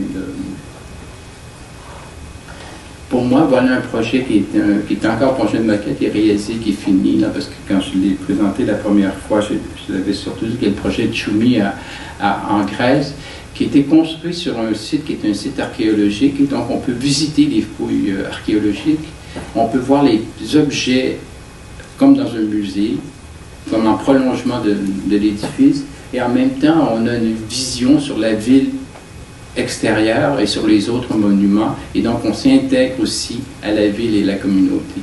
Voilà pour moi un projet réussi qui répond bien à l'ensemble des exigences et qui correspond bien aussi au programme culturel et au patrimoine. Musée de la civilisation, j'en ai ici un mot. L'autre question que je trouve fondamentale, c'est la question du développement durable. On ne l'a pas abordé beaucoup, mais je sens, de la part du musée et de la part de beaucoup d'architectes, l'importance de la notion du développement durable. Je pense que plus un projet architectural maintenant, le musée qui fait l'impasse là-dessus. Bon, l'Espace pour la vie en Montréal a lancé ses projets. Ça nous paraît un peu normal qu'ils aient cette conscience liée à l'environnement général, mais beaucoup de musées à travers le monde l'ont fait. Renzo Piano le fait dans plusieurs musées. Il le fait ici, je présente un projet à Nouméa avec les Kanaks, où non seulement il a respecté l'environnement, mais il a respecté surtout la culture kanak, comme vous avez fait dans votre projet à Chibougamau. Je ne suis pas capable de prononcer jamais le nom de la ville. Près de Chibougamau. Et donc en respect avec la communauté, en lien étroit avec la communauté locale, c'est là qu'on voit apparaître les toits végétalisés, bien sûr, mais on voit apparaître aussi le slow build, dans le fond, en réponse à une architecture qui serait trop abusivement présente.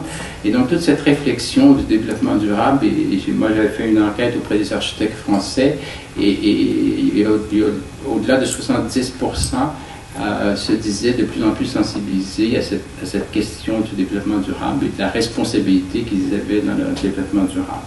Et je pense que c'est maintenant un facteur dans les nouveaux projets. Je pense que pas un nouveau projet public ne doit pas avoir cette préoccupation. Bien sûr, la question du financement, je pense qu'il ne faut pas négliger cette idée-là. On a abordé aussi, tout à l'heure sur l'idée de l'exemple du Musée national des beaux-arts qui avait créé des espaces pour pouvoir faire des réceptions, donc de pouvoir louer aussi des espaces. Donc la question du financement, mais aussi le rôle des donneurs d'ordre, des mécènes, des gens qui soutiennent le projet, c'est aussi fondamental et c'est vrai que c'est pas neutre. Et c'est vrai que ça occasionne souvent des débats. Il y a des gens qui ont donné des collections ou qui donnent des collections ou qui ont des exigences très très fortes et qui vont conditionner par la suite la vie du musée et l'architecture du musée.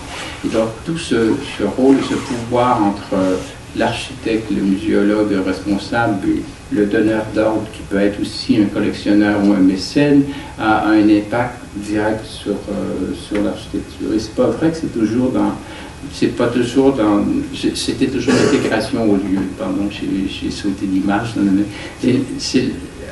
L'intégration au lieu, on peut dégager deux tendances. Je dirais le moment New York a choisi, l'architecte a choisi de faire disparaître l'architecture, alors que là, on est dans une ville du patrimoine mondial, on a voulu signifier l'architecture, avec les effets pervers comme ce qu'on a vu dans les salles, parce que les salles ont présenté une expo dans cette salle, c'est un peu compliqué. Disons que ce n'est pas le principe de la boîte noire qui est là. Je dis bien donneur, je suis à Marseille. Je suis bien donneur d'ordre et pourquoi on fait un musée et qui pousse le musée et quel impact que ça peut avoir. On a un projet qui est un projet excessivement intéressant qui a été porté beaucoup par Michel Collardel. On lui doit ce musée qui était le concepteur véritable, qui l'a défendu férocement, mais qui est maintenant réalisé, qui nous permet à la fois de mettre en valeur une partie du territoire, le Fort Saint-Jean, d'un côté qu'on ne voit pas, qui est relié avec une passerelle, par une passerelle qui est une chose très élégante, c'est très agréable d'ailleurs de marcher sur la passerelle. Et on arrive sur le musée plus contemporain, donc on a les deux, on a la partie ancienne et la partie contemporaine. Et là, le programme, l'adéquation entre le programme et les choix architectural n'a pas toujours, à mon avis, très très bien fonctionné. On a un beau bâtiment, très intéressant à circuler à l'extérieur. C'est un lieu magnifique, mais qui a de grands défauts. A été réfléchi parfois sans suivre totalement le programme, ce qui fait qu'on a de grandes salles avec de grandes vitres et les conservateurs doivent fermer avec des rideaux, tout simplement pour protéger les objets. Là. Alors c'est un magnifique centre des congrès, mais pas nécessairement une fonction muséale totale. Et c'est sûr que si le pouvoir politique, si les donneurs d'ordre, etc., ne suivent pas ou ont d'autres exigences pour faire un objet qui est un objet d'abord touristique avant d'être un objet muséal, d'abord être un objet spectaculaire avant d'être un objet muséal, d'abord être toutes sortes de choses avant d'être un objet muséal, il peut y avoir des problèmes, comme il peut y avoir des problèmes d'orientation. Quand on veut valoriser une idéologie, vous savez très bien comme moi que les musées ne sont pas des lieux d'eux, ce sont aussi des lieux porteurs d'idéologie. On a déjà fait des musées créationnistes, ça existe aux États-Unis. On a fait des musées à la gloire de dictateurs, on a fait des musées pour toutes sortes de raisons. Et donc ces raisons idéologiques peuvent aussi conditionner, bien sûr, non seulement la présentation, mais aussi l'architecture. Donc, je dirais que les courants, les architectes, les modèles de réussite, c'est sûr qu'il y a eu dans l'histoire des choses qui ont marqué l'histoire de l'architecture. Je pense que le Guggenheim à New York, Bilbao, le projet de Renzo Piano et de Rogers aussi à Bobo ont marqué des étapes importantes du développement de l'architecture. C'est vrai, mais en même temps, on sent qu'il y a aussi des courants qui sont des courants différents, qui ont des réponses différentes. Où l'architecte ne prend pas toute la place, parce qu'un des dangers, c'est évidemment que l'architecture vienne à remplacer même le musée. Vous irez visiter le projet de Guéry au Jardin d'acclimatation à Paris, qui est une œuvre architecturale impressionnante, mais monter une expo, c'est pas génial. Donc il y a une vraie difficulté lorsque l'architecture prend toute la place, il ne laisse plus la place à la fonction première qui est de la muséologie. Mais on a vu qu'il y a des réponses qui sont et ces enjeux-là, on oublie toujours que les musées se font aussi dans un contexte politique et social. J'ai choisi l'exemple du musée d'Ethno de Genève. Ce musée d'Ethno a connu des rebondissements importants. On est en Suisse, on a le droit des référendums. Et donc le premier projet a été refusé par la population parce qu'on coupait des arbres, parce qu'on ne respectait pas le lieu, parce que pour d'autres raisons aussi. Mais donc il y a toujours une réaction aussi du public face à l'architecture, qui est aussi un enjeu important. Ils ont un deuxième projet. Jean Nouvel vient de présenter un projet pour refaire le musée d'art et d'histoire à Genève, et aussi par référendum, la population l'a refusé, disant que ça ne correspondait pas au projet culturel véritablement du musée d'art et d'histoire. Donc c'est vrai qu'on n'est jamais dans des lieux totalement neutre et le monde politique, les donneurs d'ordre sont très présents. Et ce que je note par ailleurs, c'est que peu importe les réponses, l'élément signal, le choix entre l'élément signal et la disparition de l'architecture demeure un enjeu excessivement important. La transparence et l'accessibilité, les musées, on le dit, étaient d'abord avant tout des temples et des coffres-forts, maintenant ils sont des lieux publics et des centres culturels, donc toute cette idée de la transparence et de l'accessibilité, c'est quelque chose qu'on retrouve un peu partout à travers le monde. L'idée de faire du musée non plus seulement un lieu réservé, protégé, mais une véritable destination de vie, et son intégration au territoire local, mais aussi national, sont aussi des choses excessivement importantes qu'on retrouve dans tous les musées du monde à l'heure actuelle. Merci.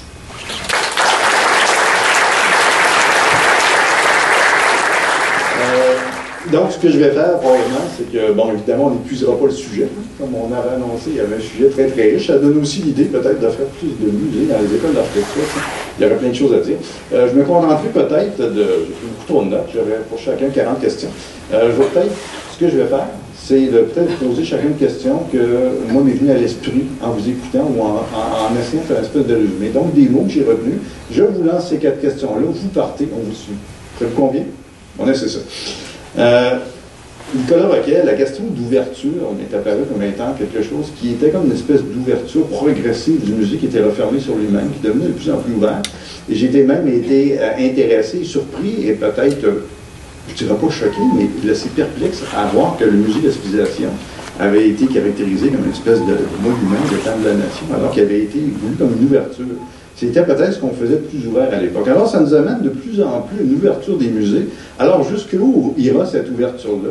Celui du Musée national des Beaux-Arts, du Musée des Beaux-Arts, par exemple, de Montréal, qui vient d'ouvrir le pavillon, donc, de Atelier Tag, qui est presque dénudé ouvert. Alors, quelle serait la prochaine étape d'ouverture si il va y avoir encore plus d'ouverture ou si on n'assisterait pas à un retour?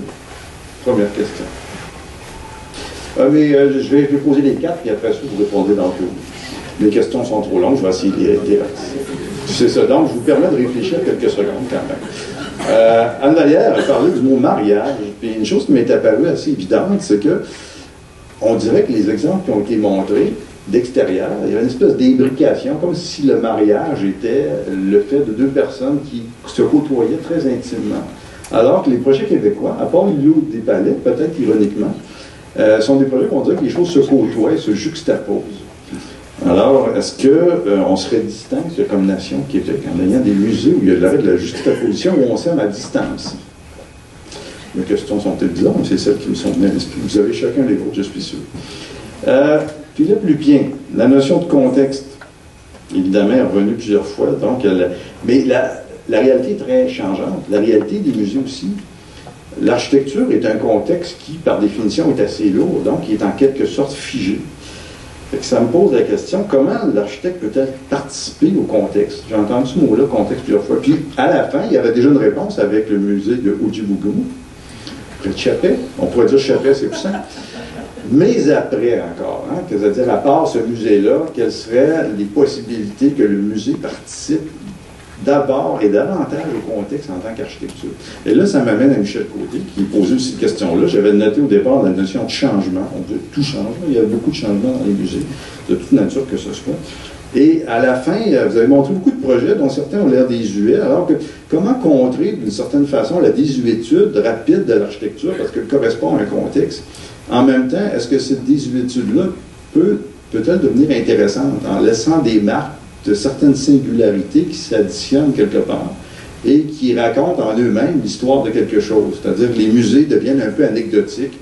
Jusqu'à quel point le fait que les musées deviennent désuets n'est pas une espèce d'héritage et de patrimoine en soi. Vous me suivez? Si vous ne me suivez pas, vous amenez ailleurs. Alors, je vous laisse partir de ces questions-là et je vous passe le micro. Qui veut parler? Il semble fonctionner. Très bien. Lui aussi, manifestement. Je vais partir rapidement sur cette question de l'ouverture. En fait, ça revient à ce que disait Michel très justement sur le musée qui a acquis un rôle de centre culturel. Cette ouverture-là est donc très très réelle. En fait, si je pense juste au contexte québécois, il y a des petits musées en région qui ont tenté de jouer le jeu. Certains avec plus de succès que d'autres. Puis des fois, c'est vraiment en fait la conception, la réalisation architecturale qui est en jeu. Jusqu'à quel point est-ce qu'on a réussi à faire des lieux potentiellement polyvalents qui peuvent porter un rôle civique. Ça peut être des choses aussi bêtes que est-ce que l'acoustique est suffisamment bonne, est-ce que la lumière est suffisamment contrôlée. Je pense que le musée de Joliette, qui vient d'être rénové et agrandi, c'est un très très bel exemple d'un équipement régional qui est vraiment conçu pour servir sa communauté de plein de façons, avec un usage extrêmement flexible. Pour les gros musées, je pense que l'enjeu est un peu différent parce qu'elles ont accumulé beaucoup de bagages. Je pense qu'on pense au musée d'art, par exemple, musée des Beaux-Arts de Montréal, musée national des Beaux-Arts ici.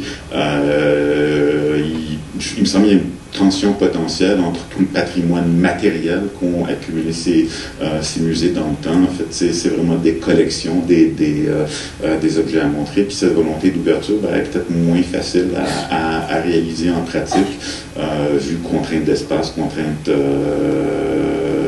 financières et peut-être aussi simplement une sorte de logique institutionnelle qui s'installe avec le temps, que notre mission avant tout, c'est montrer des tableaux ou montrer des sculptures. Fait que j'ai l'impression que ce serait intéressant de voir comment ça se traduit dans les grandes institutions ici, qui sont déjà fondées et j'en vois pas des grandes arriver prochainement. C'est sa question.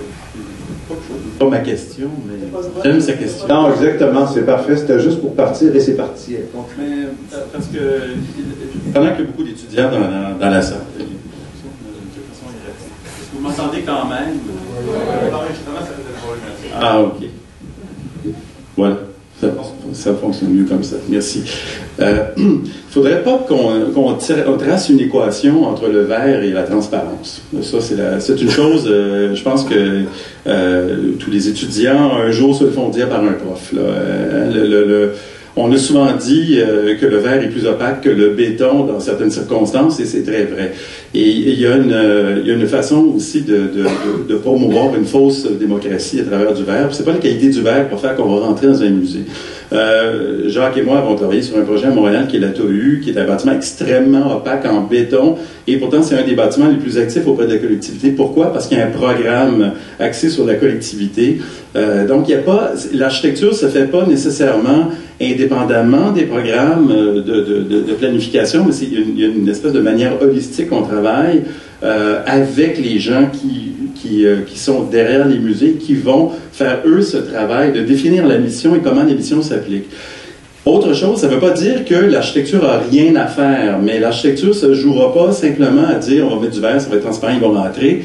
C'est plutôt de dire, OK, qui on veut faire rentrer, à quel moment, de quelle façon on les accompagne une fois qu'ils sont entrés. Dans le cas de la TEU, j'en parle parce que c'est le seul bâtiment à Montréal qui n'a pas un graffiti dessus. Pourquoi? Parce que il y a eu un travail qui a été fait auprès des collectivités pour faire en sorte que les gens allaient se servir de la TEU comme un asile politique dans le quartier. C'est le quartier Saint-Michel, c'est le quartier le plus pauvre au Canada, il faut se le dire.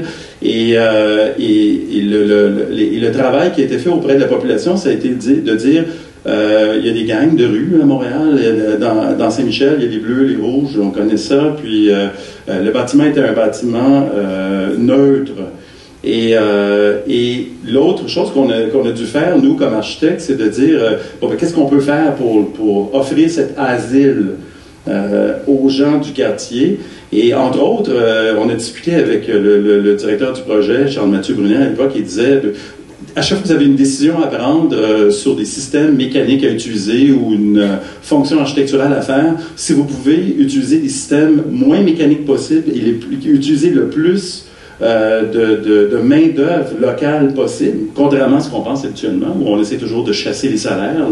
On essaie d'avoir le moins d'employés possible. Là, ça a été le contraire, de dire si c'est un asile, il faut qu'on donne des emplois aux gens du quartier. Alors, on a fait un bâtiment qui est très intensif. Et je pense que au-delà du succès de l'architecture de TAG pour le musée, de la collection Ornstein, du musée des Beaux-Arts qu'on a vu, c'est le travail de Nathalie Bondil auprès de la collectivité pour amener les gens à trouver un lieu là qui, évidemment, les intimide pas, mais où le musée les accompagne dans...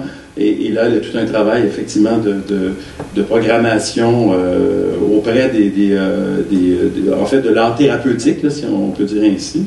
Et c'est ça. Et là, l'architecte, plutôt que de travailler sur une façade, il travaille avec un programme. Et un programme éducatif. Et là, là, on est en pure invention. Là, on est dans l'invention architecturale. Parce qu'on n'est plus simplement sur la façade et quel est le verre à la mode, quel est le pare-soleil à la mode. Non, là, on travaille vraiment avec la vraie matière. Et ça devient intéressant pour un architecte. C'était ça ma réponse à la question. J'ai oublié la question que tu me posais avant. Non, mais c'est très bon parce que ça amène à une autre vision, parce que le premier réflexe qu'on a, cette ouverture-là est une ouverture formelle ou matérielle.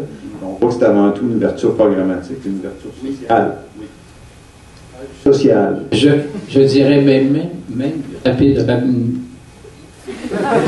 rapidement que même les musées aujourd'hui, honnêtement, se conçoivent sans les murs. Hein. Je dis ça devant une assemblée d'architectes, parce que les programmes qu'on fait, c'est aussi des programmes qui se déroulent dans les centres commerciaux, dans les prisons, dans les hôpitaux. Donc nos expos ne circulent pas que dans des lieux reconnus comme tels, et nos actions éducatives et culturelles de la même façon. C'est la solidarité. Donc,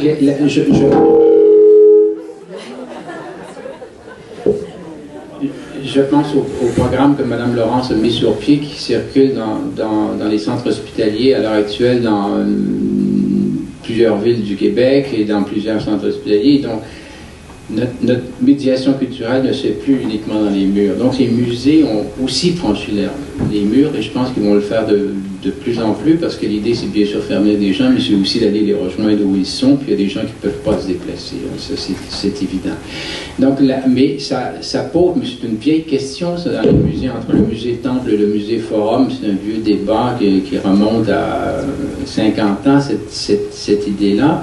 Mais c'est vrai qu'elle a été marquée sur le plan architectural, parce qu'on voyait bien que c'était des colonnes de temple, c'était le coffre-fort, c'était l'escalier triomphant, c'était une banque. Hein, on voyait le musée était une banque. Et maintenant, je pense que tout le monde a compris que c'était pas ça l'idée. Mais ça pose fondamentalement, et ça va être aussi intéressant, comment redéfinir la fonction de conservation, parce que la fonction de diffusion est assez bien engagée, mais la fonction de conservation est aussi à reprendre, est aussi en crise, parce que non seulement les lieux débordent, ce qui est évident, mais est-ce qu'on fait juste garder pour garder, et comment on fait pour remettre en valeur d'une autre façon? Et là, il faut repenser le système des réserves. Il y a certaines institutions à travers le monde qui ont réfléchi à cette question-là. Ils ont fait des réserves ouvertes. Hein. Donc, ça n'a pas la prétention de muséographier, ou ça muséographie en réserve les collections. Mais donc, on aborde ça. Et là, il va y avoir beaucoup de projets dans les prochaines années, à mon avis, autour de cet enjeu de protection des collections aussi, en même temps. Rebondir là-dessus ou sur autre chose? Ben, c'est ça, la question que tu me posais plus spécifiquement, mais je réfléchissais à qu'est-ce qui pouvait expliquer cette différence-là d'intégration entre les projets européens que j'ai présentés. Puis c'est sûr qu'ici, j'ai pas une expérience non plus très approfondie de musée, mais j'ai quand même remarqué souvent que je pense que l'intégration est vraiment tributaire de la préparation, de la documentation qui va être amassée sur l'architecture qui doit être transformée pour accueillir un programme muséal ou pour autre chose. Puis ça m'étonne à toutes les fois que je reçois un document de projet au Québec. Souvent, on va avoir 2 pages qui vont nous parler de l'histoire du lieu qu'on a transformé, puis c'est de l'histoire sociale, c'est pas de l'histoire architecturale. Souvent, ça va être des renseignements qui sont très faciles à aller chercher de toute façon en quelques heures. Puis on va avoir 11 pages sur qu'est-ce qu'on veut faire. Alors, je pense que ce serait un équilibre qui devrait être c'est ça, un meilleur équilibre entre l'information et à cet égard-là, je pense que les architectes devraient vraiment être mis à contribution dans l'avant-projet, dans la préparation de ces études-là, dans l'élaboration des relevés, dans même les hypothèses qui devraient être faites avant de décider si c'est un lieu qui est adapté pour être transformé pour une fonction muséale ou une autre. Quand on intervient sur le patrimoine, il faut vraiment que la connaissance soit mieux, soit plus approfondie. Le cas de Rivoli bon, c'est probablement exceptionnel, mais André Beaumont, quand il commençait à s'intéresser à ce lieu-là, c'était en 1960. C'était vraiment pas à la mode. On construisait des bâtiments d'habitation à Turin, puis lui, il s'intéressait à ce lieu-là, mais on a même failli le perdre. C'est un bâtiment, aujourd'hui, on n'en revient pas. Penser que ça aurait pu être démoli, mais c'était dans les hypothèses. En partie, on voulait construire justement des tours d'HLM dans une section du site. Alors, il a fait 20 ans de relevés, il a acquis des connaissances, il a fait des projets. Donc, faire des projets avant de décider si c'est faisable ou intéressant ou comment il faut le faire, le projet, je pense que ça prend beaucoup plus d'approfondissement puis de sérieux dans la conduite de ces études préparatoires. Plus d'informations, oui. Moins de directives. Puis d'informations architecturales, des informations qui vont être opératoires, qui vont servir à faire de l'architecture. Souvent, on a des informations qui sont plus anecdotiques ou qui sont intéressantes, mais qui ne vont pas nous aider à faire des projets d'architecture. Et ça me faisait penser au projet de Carlo Scarpa au Castelvecchio à Vérone, où on imaginait Scarpa qui passait des mois sur place à connaître comme le fond de sa poche le bâtiment pour pouvoir y intervenir. Très rapidement, pour ne pas vous retenir trop longtemps, peut-être que chacun d'entre vous pourrait avoir peut-être un mot de conclusion sur quel serait l'avenir des musées. Si on avait, c'est dommage, on fait la place des Canotiers, mais si on avait à faire la phase 2 du Musée de la Civilisation à Québec, qu'est-ce qu'on ferait aujourd'hui? Qu'est-ce qu'on ferait aujourd'hui? Il y a une image qui m'a beaucoup intéressé, en fait, l'image de son message qui m'a intéressé dans la présentation de Michel Côté, puis c'était celle du Mucem à Marseille, l'objet architectural et la promenade urbaine qui est extrêmement séduisante, et c'est un plaisir à visiter le bâtiment de l'extérieur, de faire toute la tournée, et en même temps, la conclusion, finalement, c'est un édifice qui malheureusement n'assume pas sa fonction comme musée. Je pense que c'est un bon avertissement, en fait, à toutes les personnes qui sont impliquées dans la conduite de ces projets-là. Je trouve que des modèles, en fait, peut-être de ce que peut devenir un musée, ce que peut être un bon musée, c'est pas nécessairement les édifices dont les images circulent le plus dans les revues ou sur le web. Et puis, en fait, je pense que Oudjibougoumou, c'est au bout du monde. Mais c'est un modèle assez exceptionnel parce que finalement, oui, c'est un lieu d'exposition, mais lieu dont l'exposition est assez modeste. Et finalement, c'est tellement plus que ça. C'est un centre de recherche historique, un centre de recherche sur la langue. C'est finalement une sorte de salle du conseil pour le village.